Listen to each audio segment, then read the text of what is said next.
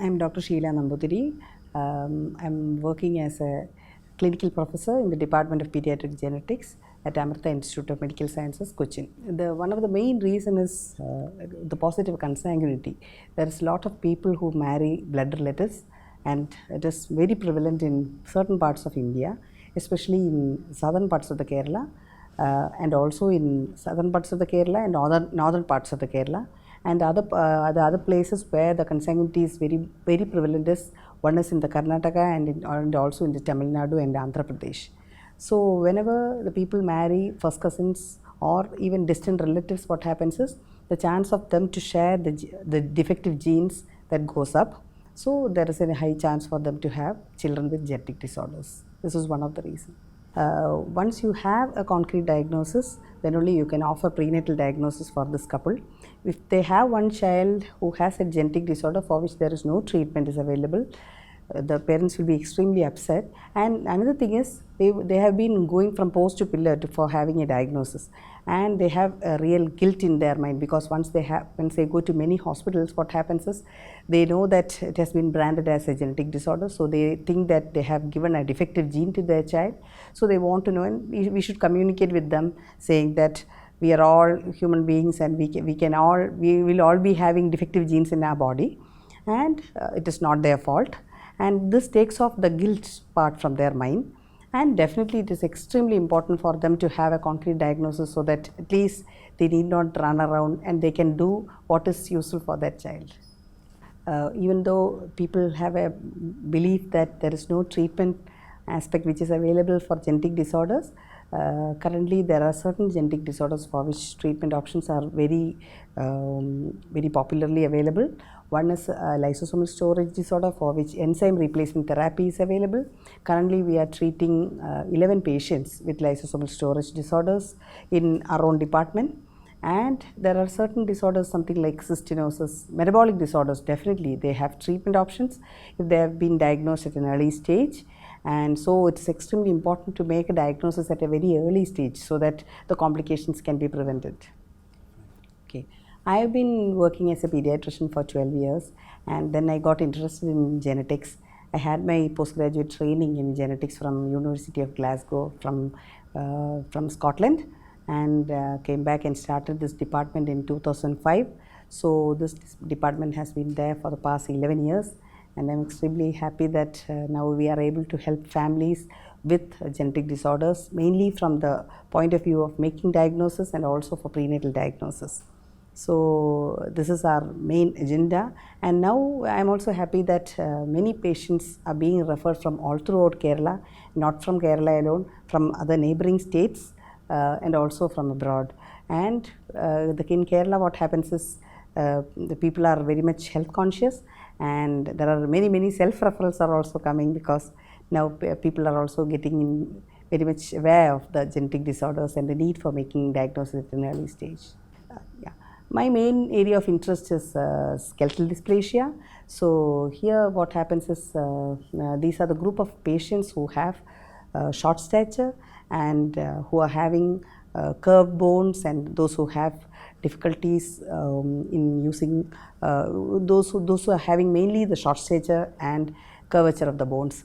So this type of group of patients were always neglected, and all were just clumped into one group of genetic disorders like skeletal dysplasia. But it is a group of conditions where you have more than around 200 to 300 type of skeletal dysplasia, and for which here also the main matter is you want to know what exactly is that patient is having, and so that at least we can prevent it in the future pregnancy. And the other thing is there are some type of skeletal dysplasia for which there are some treatment which is available, mainly in the form of a surgical repair, and so that at least their mobility can be reduced so that they can have a better life. Lysosomal storage disorder is a condition where you have something like more than 50 disorders, for which around for 7 conditions there is treatment. I had in an earlier question also I have addressed this issue. So the main treatment is in the form of enzyme replacement therapy, and currently for 5 conditions we are treating patients with LSD in our hospitals, mainly in the form of the conditions are Gaucher disease, Pompe disease, and mucopolysaccharidosis type 1, type 2 and Fabry disease. So in 5 conditions what happens is you want to make a diagnosis at an early stage, because if the permanent damage has happened to the to the systems, then it is very difficult to revert the systems back. So, and the caveat here is it is extremely costly. So patients, if they can't pay it from their own pocket. In India, the main problem is patients are paying from their own pocket, and this lysosomal storage disorder, what happens is the treatment option is mainly it is being taken care of by the companies at present. So in Western countries what happens is the government is taking care of the responsibility, but in India it is still in infancy and it has not started. Yeah, there is one syndrome is there. It is called as Nambudiri syndrome. It's just because what happens is there are around more than 30,000 syndromes which have been named, and when a new syndrome is identified with which can't be fitted in with any of the known syndromes, what happens is it should be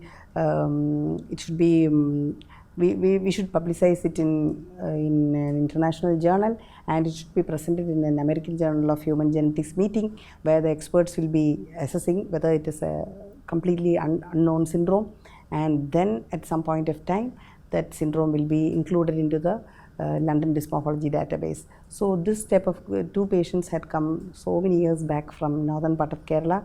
So they were siblings, and both of them were having some abnormality of the feet, and they were having severe mental handicap with changes in the face which were not described before, and all the other conditions which could have some similarities with these conditions were all ruled out. So it took somewhere around 5-6 years for us to formulate the condition, and even now the gene has not yet been diagnosed.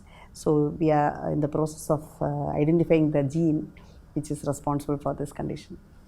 We in the past 11 years we have seen around 750 children with Down syndrome, and it is important for having some to do something little extra for these patients with Down syndrome, rather than saying that you have a condition for which there is no cure.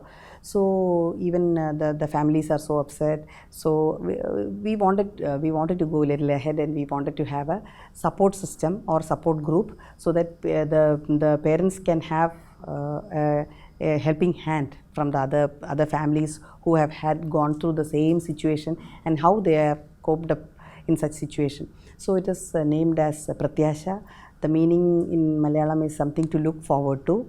So here we conduct meetings around 2 times in a year, where we call the families, and we call experts who are handling children with Down syndrome. Part of the program what we have is we have a small program where we give an opportunity for the children to express their talents also. So in every year, I think the families really look forward to that situation, because they find it very interesting to come and attend the function.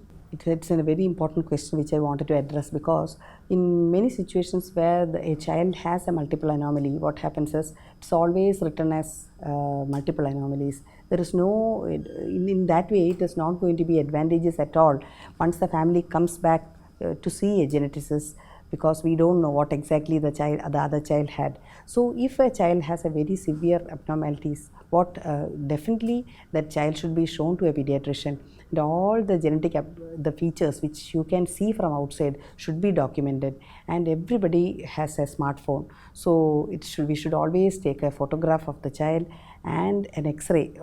These are 2 simple things which can be done by anybody.